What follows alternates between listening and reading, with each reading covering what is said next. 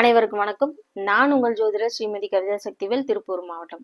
நாம இன்னைக்கு என்ன பார்க்கலாம்னா, ரேவதி நட்சத்திரத்துல பிறந்தவங்களுக்கான வழிபாடு என்ன அப்படிங்கிறத பார்க்கலாம்.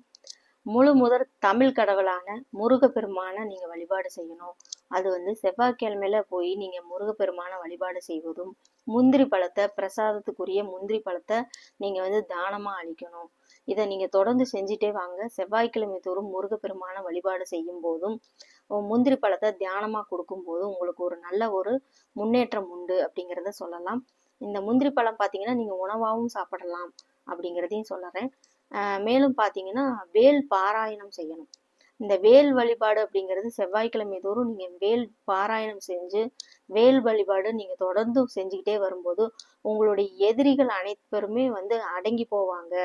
உங்களுக்கு ஒரு நல்ல பொருளாதார சூழ்நிலை, செல்வ நிலை அப்படிங்கிறது ஒரே சீராக நீங்க எப்பவுமே இருக்கும் அப்படிங்கிறதுல ஐயமில்லை. நன்றி, வணக்கம்.